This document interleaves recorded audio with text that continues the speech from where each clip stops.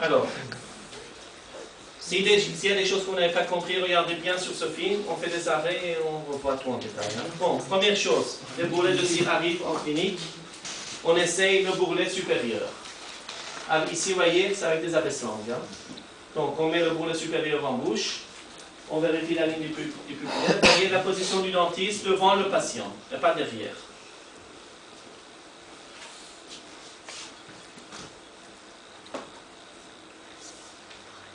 Est-ce que cette position vous semble correcte? Bon, ici, pour aller plus vite, évidemment, on a déjà modifié avant de commencer à filmer. Hein. Donc, il ne faut pas rêver non plus. Hein. C'est les bourrelets, en général, ils retouchent avant que ce soit correct. Hein. Ici, c'est pour aller plus vite. La même chose ici. Dans ce plan, ça vous semble correct ou pas? Oui.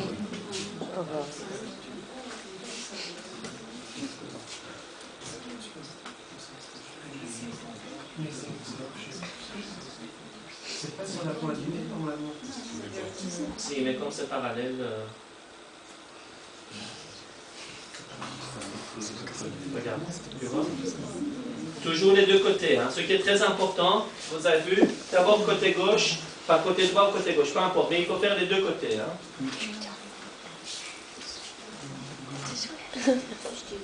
Voilà, regardez, ici c'est ce que je vous disais, quand les bourrelets sont arrivés au cabinet, donc on a dû rajouter de la cire.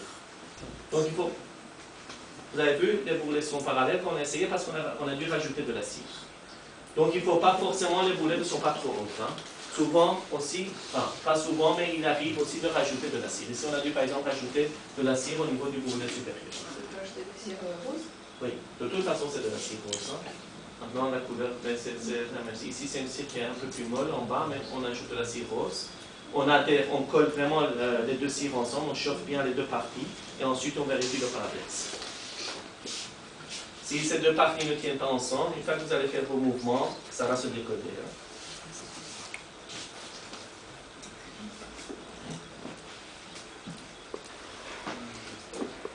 La position de la langue, correcte ou pas? Oui, regardez bien. Hein. Regardez bien, ça c'est très important. Est-ce que cette position en hauteur est correcte ou pas? C'est trop. C'est En trop hauteur. bas.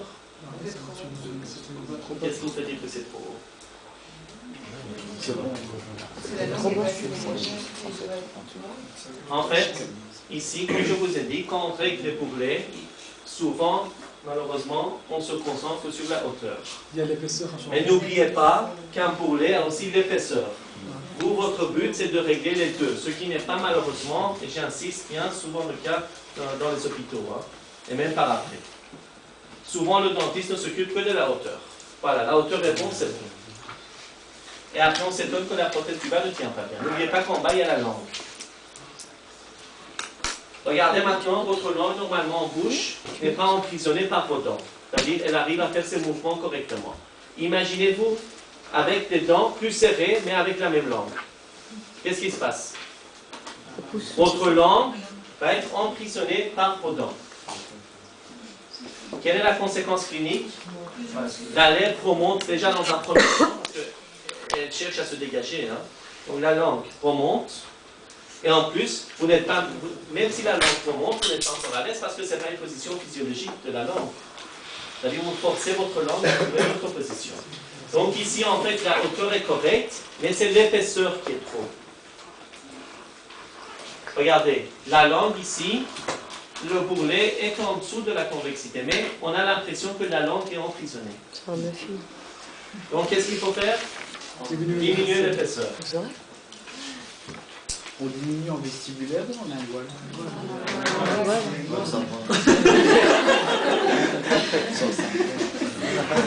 Non, ça c'est une question. Non, c'est une question, oui. Tu as mal posé ta question en fait. C'est vrai. Ça dépend les cas. Voilà, donc c'est vrai qu'en ce qui concerne la langue, on doit diminuer évidemment du côté lingual. Mais là, de nouveau, on se préoccupe pas que du côté lingual, parce qu'il y a la joue et les lèvres. Si vous avez un bourrelet qui est trop épais dans le sens vestibulaire, qu'est-ce qui se passe? Ben, la lèvre est fortement avancée, ou la joue, vous allez voir, est écartée. Donc, quand on vérifie, soit on doit diminuer du côté lingual, soit du côté vestibulaire. En fait, c'est l'épaisseur du bourrelet qui va déterminer le territoire de montage pour votre prothésiste. Mais ceci, si le prothésiste fait attention, parce que là aussi, souvent, vous faites bien votre travail, mais le prothésiste ne va pas faire attention à l'épaisseur du bourrelet. Donc ça, vous devez dire à votre prothésiste que voilà, j'ai diminué l'épaisseur du bourrelet exprès, pour qu'il puisse rester dans le même couloir prothétique. Est-ce que c'est clair pour tout le monde ou pas? Parce que si le laboratoire, la seule chose qu'il voit, c'est la fiche que vous avez remplie. Si cette fiche est mal remplie, par exemple, vous diminuez l'épaisseur, vous envoyez à votre laboratoire la fiche en disant « et c'est, par exemple, tel jour ». Qu'est-ce que le laboratoire entend par ça? Que voilà, il va faire son montage, voilà, en fonction des bourrelets qu'il avait préparés lui-même. Je parle de l'épaisseur. Hein. Donc, il ne va pas faire attention au couloir prothétique. Mais si vous marquez, et c'est, par exemple, tel jour, entre parenthèses, vous dites, voilà, j'ai diminué l'épaisseur du bourrelet en lingual parce que le bourrelet était trop épais. Qu'est-ce qui se passe à ce moment-là? Il va faire attention au couloir prothétique. Et vous-même, quand vous allez faire vos montages en deuxième licence, vous devez faire attention à ça. Quand vous dites qu'il va faire attention au couloir prothétique, Ça veut dire qu'il ne va pas mettre les dents trop larges. Ou il va chercher un compromis, c'est-à-dire qu'il va plutôt basculer les dents du côté vestibulaire. Parce qu'on a un territoire, on a un message, je vous montrerai la prochaine fois. De toute façon, pour la largeur des dents, il a quand même la ligne des canines, donc ça, il le sait. Non, c'est un triangle. Hein. C'est un triangle qui va de la pointe des canines jusqu'au trigone rétromolaire. Hein. Ce n'est pas une ligne, c'est un triangle. Et donc, le prothésiste peut jouer dans ce triangle. Tu vois? Donc, il a quand même une zone où il peut déplacer les dents, soit un peu plus du côté lingual ou un peu plus du côté vestibulaire. Heureusement, hein, sinon, ce n'était pas possible. Donc, et ceci, en fonction de ce que vous lui dites, bah voilà, si par exemple l'épaisseur du côté lingual était trop important, bah, qu'est-ce qu'il va faire? Il va plutôt orienter les dents un tout petit peu plus du côté triangle, mais vers le vestibulaire. Et souvent, quand on a, par exemple, ce patient a une langue très volumineuse. Hein, souvent, quand on a des patients avec une langue très volumineuse, ça on va voir pour les deuxièmes, cette année, je vous montrerai ça, c'est la technique de piezographie. Je ne sais pas si vous avez déjà vu ça. C'est une technique qui permet d'enregistrer justement le territoire prothétique, c'est-à-dire on va enregistrer le territoire entre la langue et la joue. Et on met ça sur, quand on a mis sur l'articulateur, on met ça aussi sur le modèle et on sait que les dents doivent absolument être dans ce territoire. Parce que si le patient, comme ici c'est le cas, une langue très volumineuse, on diminue l'épaisseur, mais malgré tout, la langue va bouger et va faire basculer la prothèse dans tous les sens.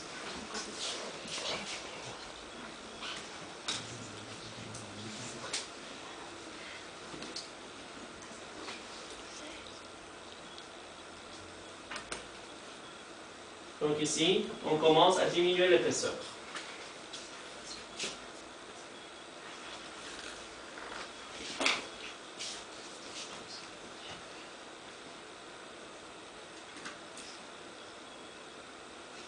Donc pour l'instant, on ne s'occupe pas des VO. Hein. On s'occupe d'abord de vérifier l'état des bourrelets.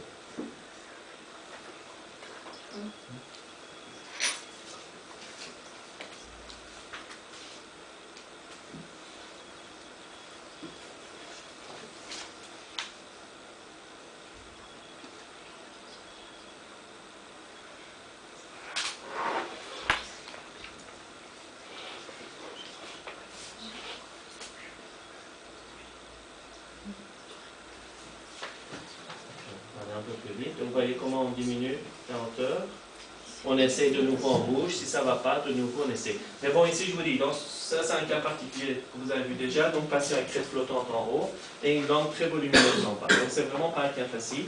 Donc on doit diminuer le plus possible. Mais bon, il faut quand même que le prothésiste ait de la place pour monter ses dents. Donc on ne peut pas diminuer éternellement. On diminue au maximum. Mais malgré tout, on sait déjà. Mais ça, on aura déjà détecté à la première séance.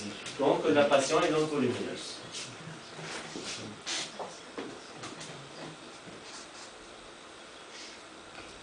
Vous voyez, ici on n'a pas de compatibilis avec un abaisse-langue. Alors, un détail technique, quand vous achetez des abaisse-langues dans la boîte, vérifiez que les abaisse-langues ne soient pas déformés, parce que souvent les abaisse-langues sont déformés, ils ne sont pas vraiment droits.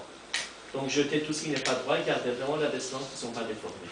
Si vous ne faites pas attention que l'abaisse-langue est déformée, vous ne pourrez pas bien vérifier les lignes de parallélisme.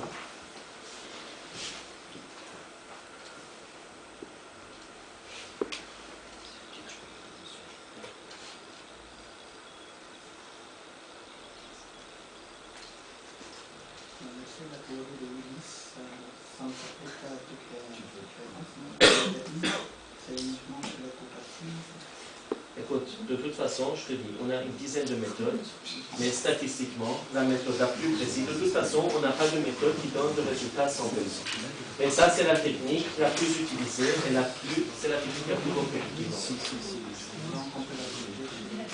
Oui, maintenant, des fois, tu as raison, on met ça et on voit que ça ne va pas du tout. Alors à ce moment-là, on utilise l'autre. Voilà, la langue au palais. On demande au patient de fermer. Voyez? Regardez bien ici. Qu'est-ce qui se passe? Le patient a fermé en relation centrée, mais ça donne ça. Est-ce que c'est correct ou pas? Non. Pourquoi? Parce que les bourrelets doivent se toucher sur toute leur surface. Ce n'est pas le cas ici.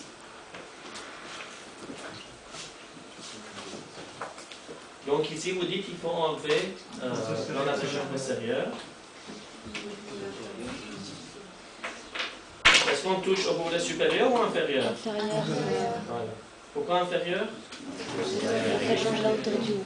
Parce que le supérieur, c'est les plans qui déterminent le plan d'occlusion. Donc si vous touchez au nôtre supérieur, c'est le plan le plus correct. Hein?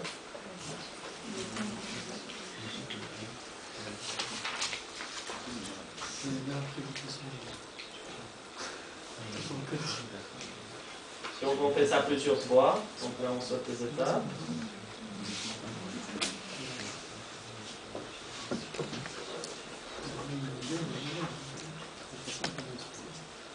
Voyez maintenant?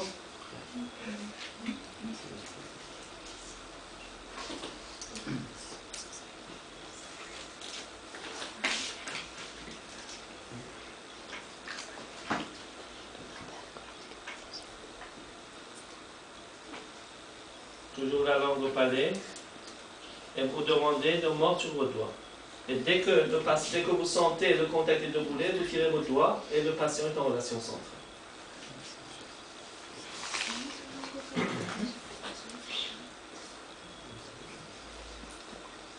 Alors, donc ça c'est la dimension verticale au repos, et là, de là on diminue à peu près 2 mm.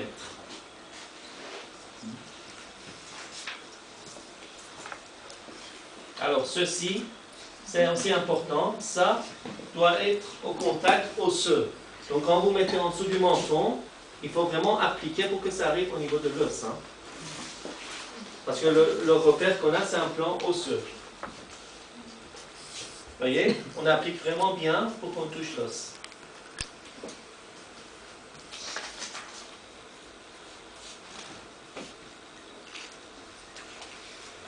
Et donc là, on répète ce mouvement plusieurs fois. Si ce n'est pas assez, on retire de la cire jusqu'à ce que la hauteur soit correcte.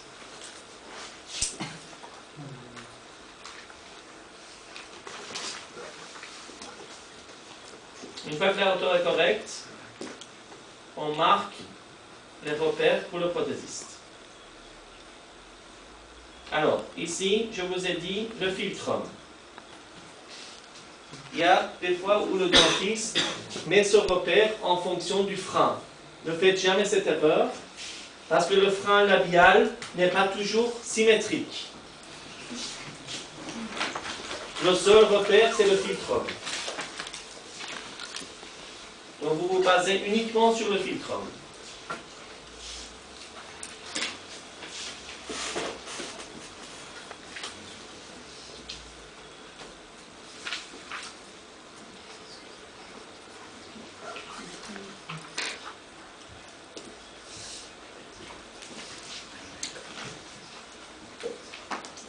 Ensuite, on demande au patient de sourire, on soulève légèrement la lèvre et on marque. On doit faire un sourire forcé, monsieur? Un sourire, oui. Pourquoi forcer? On voit la hauteur des dents. Voilà, pour avoir vraiment la hauteur maximale que le prothésiste peut monter. On peut descendre plutôt, hein, ça va? Il vaut mieux avoir. Parce que le sourire gingival, bon, il y a des gens qui ont un sourire gingival de façon physiologique et anatomique. Bon, ceci, même quand on fait attention, quand le laboratoire envoie les maquettes, quand le patient sourit, on voit qu'on voit quand même sa gencive. Alors, la première chose à faire, c'est de montrer ça au patient. S'il vous plaît, vous écoutez? Vous montrez ça au patient et vous lui demandez si le patient se reconnaît. Parce que quelqu'un qui a un sourire gingival, qui a toujours eu un sourire gingival, ça ne va pas le choquer. Quelqu'un qui ne connaît pas, quand cette personne sourit, ça peut le choquer, mais lui-même, il est habitué. Alors ensuite, vous lui demandez, est-ce que quand vous aviez vos dents avant, quand on voyait vos gencives ou pas? Si le patient dit non, alors à ce moment-là, c'est que la prise d'occlusion n'était pas correcte, ou même si la prise d'occlusion était correcte, il faut quand même remonter un tout petit peu les dents. Donc c'est à ce moment-là où vous mesurez de combien on voit la gencive et vous demandez à votre laboratoire de remonter.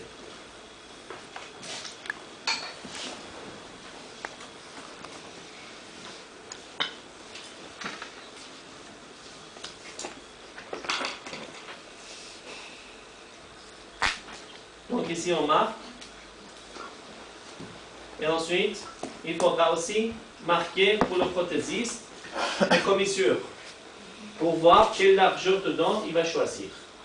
Alors là aussi, on a deux techniques. Soit on envoie au laboratoire le patient pour choisir la largeur des dents, soit on n'envoie pas le patient et alors le prothésiste, là, il est condamné à se baser uniquement sur les modèles et le boulet de cire qu'on lui avait fait.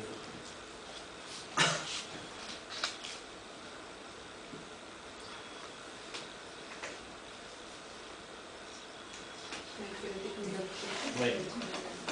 Parce que le patient, tu vois, ses commissures sont, quand on regarde, voilà.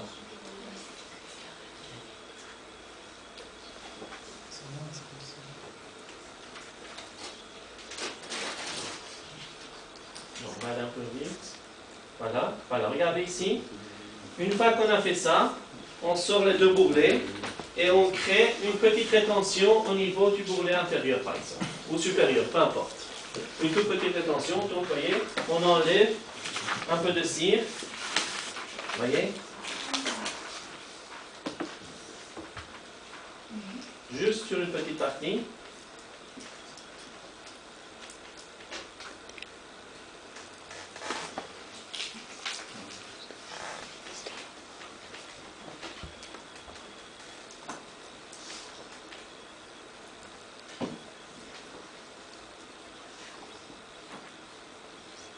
On remet les bourrelets en bouche. Et on vérifie maintenant. La langue au palais. On redemande au patient. Et là, on va voir si les lignes, surtout la ligne de symétrie, va se joindre ou pas.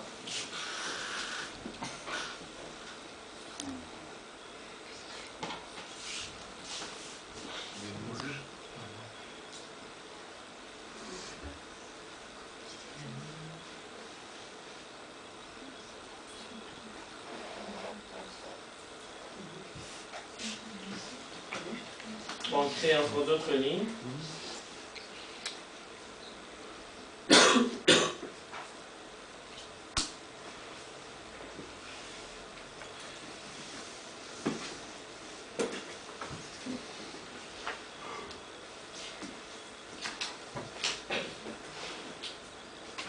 Voilà, regardez, on enlève un tout petit peu de cire.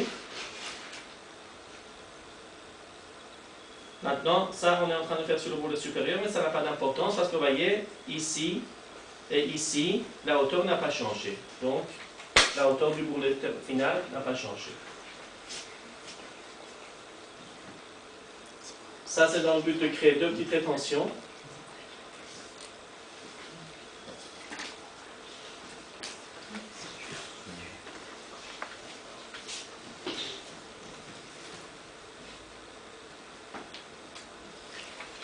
Ça, c'est une colle provisoire qu'on utilise en prothèse fixe.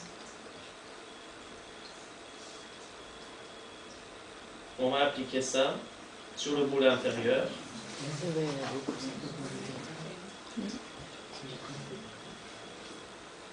On met ça en bouche.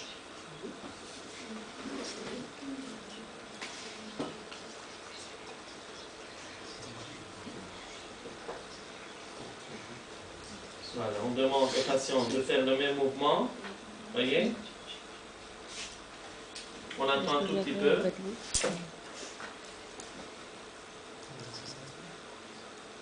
Donc on injecte encore un tout petit peu de colle au niveau de la rétention.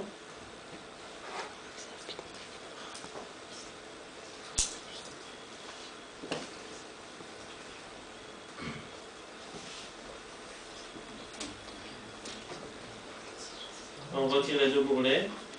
Et regardez ici. Donc quand on demande au patient de l'ouvrir, bien sûr les deux bourrelets ne sont pas collés. Hein. Cette colle provisoire ne sert pas à coller. Hein. Cette colle provisoire sert à faire une clé de positionnement.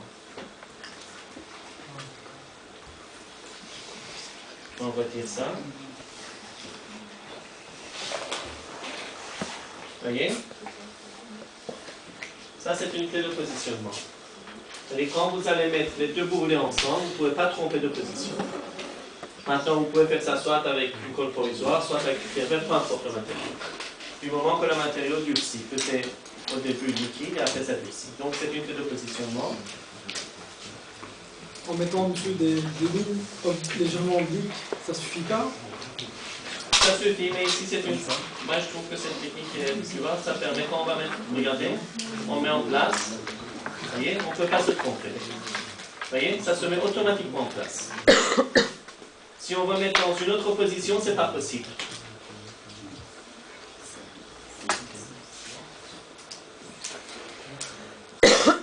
Alors, il y a quelque chose qu'on n'a pas vu, est-ce qu'on a été dit? On parle aussi des tests phonétiques.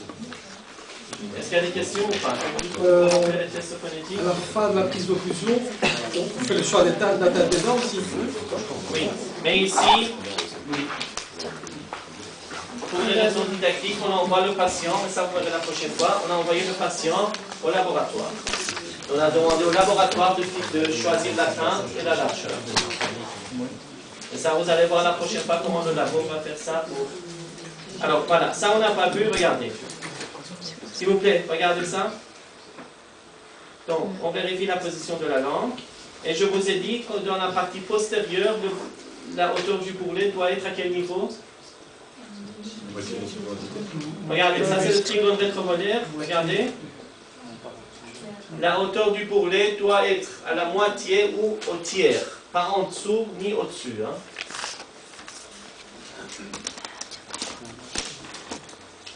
Vous voyez, quand on met le bourrelet, ça doit être plus ou moins à la moitié ou au tiers. Donc quand vous diminuez votre bourrelet d'occlusion, n'enlevez pas trop. Hein. Quand vous enlevez, vérifiez si c'est toujours au tiers ou pas. Alors je vais juste vous montrer, est-ce qu'on a été assez vite, le test de phonation.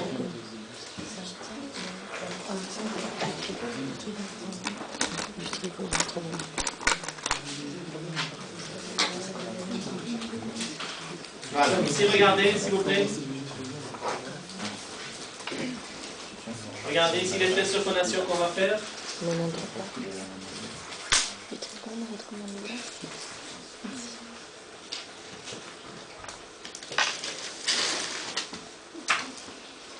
Regardez ici. Qu'est-ce qu'on fait prononcer au patient? Je vous ai dit ça au dernier cours. Avant le S. V, V. Prononcez tous V et V. Qu'est-ce qui se passe? Qu'est-ce qui se passe au niveau de la lèvre? La lèvre inférieure va toucher le bord des dents supérieures. Maintenant, prononcez S. Ça ne touche pas. C'est cet espace-là qu'on appelle l'espace libre. Donc on demande au patient de prononcer le V et le V, et le bord de la lèvre inférieure doit venir légèrement toucher le bord du bourrelet. Regardez ici.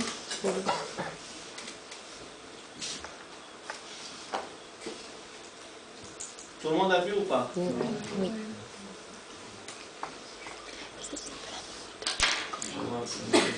Les personnes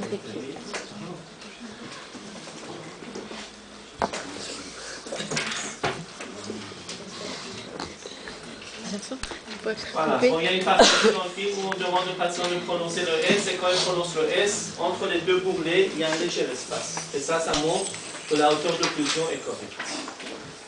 Et pour terminer tout à la fin, pour voir si la hauteur est vraiment correcte, qu'est-ce qu'on fait? Une fois qu'on a fait tous ces tests, On refait à la hauteur. Le test On tire la d'égulation. langue. Ça, c'est vraiment le test qui, s'il est effectué tout à la fin, confirme la bonne hauteur de l'eau. Voilà pour aujourd'hui. Oui.